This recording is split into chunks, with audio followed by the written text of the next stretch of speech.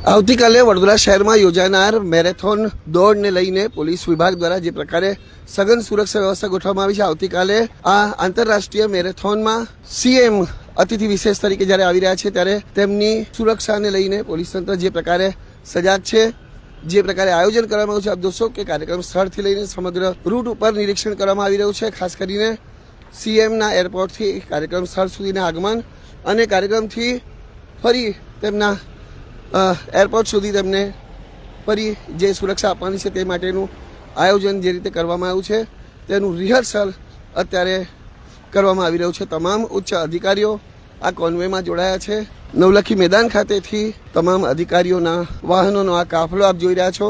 જે આવતીકાલની સુરક્ષા વ્યવસ્થા છે, જે કોન્વે છે, તેનું આજે પોલીસ વિભાગ દ્વારા રિહર્સલ પણ કરવામાં આવ્યું. કેમેરામેન જીગેન વોરા સાથે જય સોની, લોકસત્તા જનસત્તા, વડોદરા.